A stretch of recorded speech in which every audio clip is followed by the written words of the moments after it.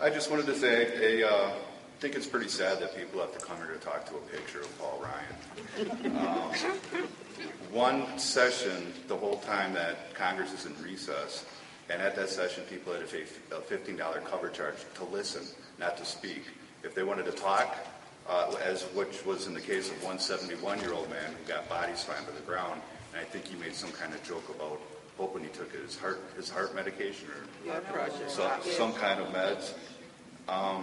I saw that and I really went, wow. And then right after that, he made some comment about how, well, this is the climate now in Wisconsin, and it's going to be here for a while.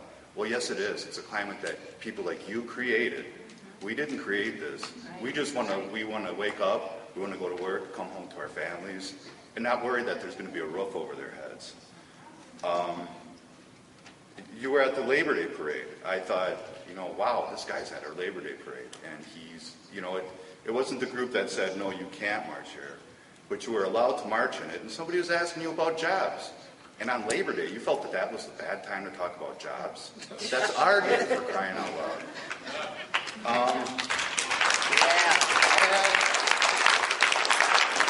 I asked some friends of mine if they had questions for you. One of the questions was, what economists say that deficit reduction is urgent when an economy is in a recession?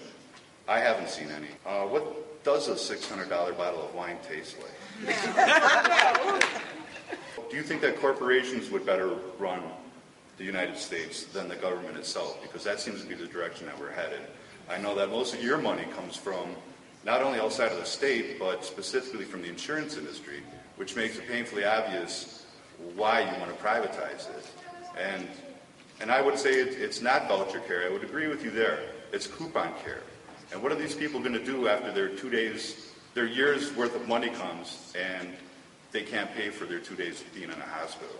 And since you're so fond of giving out candy on Labor Day, I think you should give out, this would be more acceptable, Whoppers. I have some comments and then a question.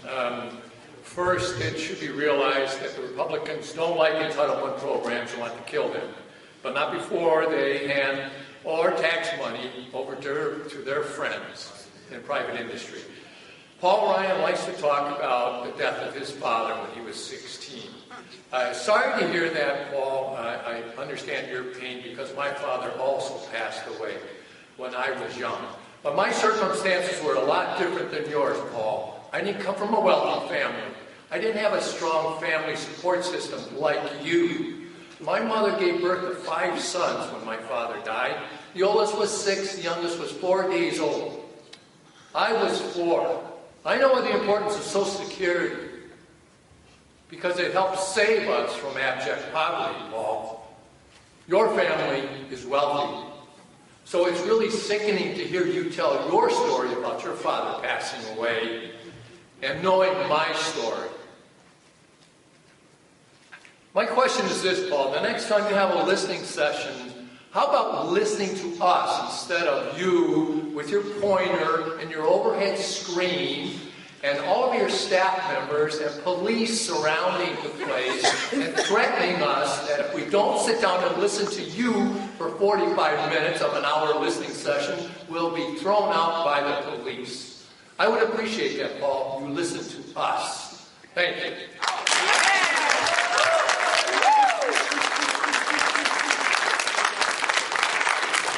I had an implanted medical device installed in me to loosen up my muscles in my body. If I don't have that refill every month, then that's I'm not going to say life and death situation. That's a death situation for me. Because what is helping it without my Medicare? Another question. What would you do if you were in my shoes? What if you were in my shoes? What would be how would you solve it? Congressman Ryan, it is shameful that 46.2 million of our citizens in this country have annual earnings below the poverty line. My combined income with my husband's income was 100% taxed for Social Security. That's not true for someone who earns, say, $150,000 a year or $200,000 a year. Why not raise the cap so that people who earn more can pay more in Social Security? And by the way, Social Security did not contribute one dime to the deficit. Thank you. Hello, Congressman Paul Ryan. I got to sit in your office for, I want to say, maybe 5-6 days, and you never showed. And as everybody said here, I'm sure you're going to hear it over and over again, how disappointed we are as a congressman, and how frustrated we are for all the promises that you haven't kept, but not even meeting halfway with our president is so shameful. Wisconsin has always been a progressive state. Having you as a representative up in Washington, D.C., when I watch you, makes me ashamed that you represent us. When you talk about how good Wisconsin is doing, I'm sure you've forgotten how many people have been without jobs for years. And when you talk about that you've created jobs, well, I think about the people that I work with and the jobs that you've created that aren't even $8 an hour, working 9 hours a day, and not even having breaks. Most of those companies are from China. Yeah, they're here in Wisconsin. I never thought I would be dealing with third world country BS in my backyard. So to say the least, I'm very upset. I want immigration reform. I want job creation. I want living wage jobs with benefits.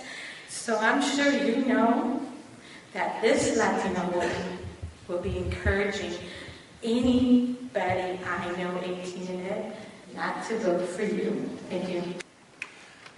About 3.5 years ago, our country encountered the greatest financial crisis since the Great Depression. This was caused primarily by malfeasance, greed, and incompetence, and illegal acts from the part of the banking and the financial industry. I might mention that that particular industry is a great provider for you in your political campaigns.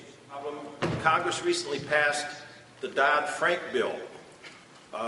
This bill, although only a third as strong as it should have been, was an attempt to try and alleviate some of these problems that the bankers were able to get around. As far as I know, every Republican in the House and the Senate voted against this particular bill. The idea that you favored Wall Street over Main Street is very upsetting. Whose side are you on? I think we know. Shortly after that bill was passed, Congress passed another bill that brought into vogue the Consumer Protection Agency. This agency was set up to eliminate some of the abuses that business are able to give to our consumers. All Republicans in the House and the Senate, as far as I know, voted against this bill, including you, Mr. Ryan. Again, you're favoring Wall Street over Main Street. You Republicans bend over backwards to kiss the feet of Wall Street, and then you turn around and ask Main Street to kiss a different part of your anatomy. As you can tell from the last few people that came up to speak, we're pretty awake right now, and we understand what you're doing. I honestly don't believe that you're going to answer any one of these questions, or even acknowledge us for that matter. It doesn't take a scientist to see, if you look at your record since 98 is when you were elected. Since 2000, Kenosha has lost over 30% of its industry. Racine has lost over 33% of its industry. And Rock County, where you're from, lost over 54% of its industry. Coincidence that these were all union jobs? Coincidence that they were the most powerful unions in your first congressional district? Yeah, we see your agenda, Paul. At the cost, really, of home foreclosures, bankruptcies, skyrocketing unemployment, just to push your agenda because you don't like unions. My only question is, when are you seriously going to actually do something for the people? Thank you. Paul, you know who I am? As a former constituent said a few minutes ago, I firmly believe when you turn your back on your constituents, you forfeit the right to be considered a congressman. If I could file the paperwork tomorrow to recall you and get you out of office, I would, but I can't. So, trudging forward. Briefly about me, I'm not that old. I'm relatively young.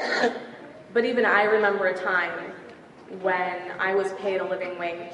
I remember a time when I could afford to go out to eat, when I could go for drinks with my friends, when I could take my daughter to the store and actually get her something if she asked me.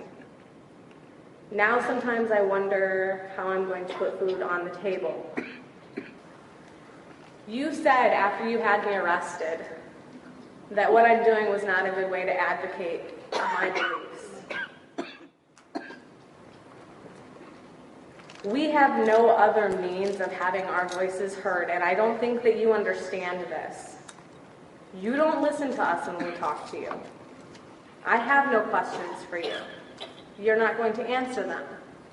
I can sit here and tell you that your tax cuts for the wealthy are not going to create jobs. Our unemployment rate proves that.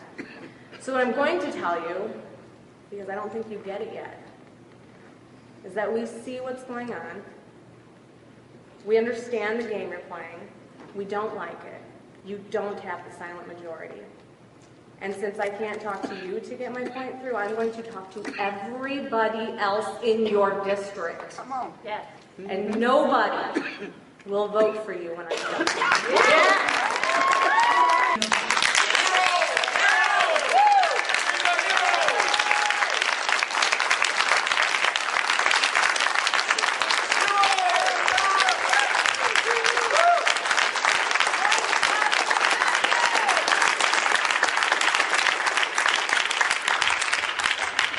Good evening. This is a fine opportunity I got here finally to talk to you. And as far as the entitlement programs, there's so many other ones out there besides the Social Security and the Medicare and the unemployment. Touch them. Don't touch those.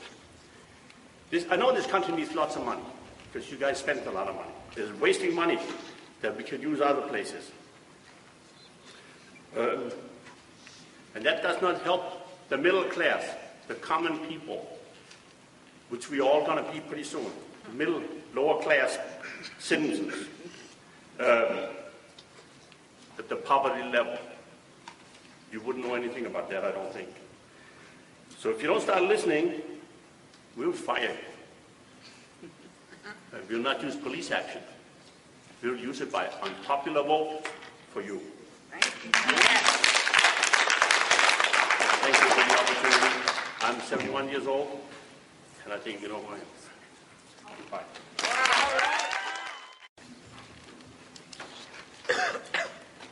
Mr. Ryan, a lot of us are middle-class people, which I was, and now I'm considered lower class because after working 15 years for my company, and after Bush put in office, he was put in office, and then they started outsourcing, and they continued to outsource. And because of the outsourcing, I lost my job. And because of them losing so many people, the federal government stepped in and said, you need to do something for these people. You have to offer them to go to college. So I accepted that offer. I went to college, and I worked very hard for 2 years to earn my degree as an office assistant. And where did it get me today? I'm still unemployed. My unemployment money is gone. I am poor. I am a very poor person. Us people here help put you in office. Now, what are you going to do to help us get re-employed? I am tired of being unemployed. Do something for me because we've done something for you, and you need to do something for all of these people. So get off your rocker and do something. Thank you.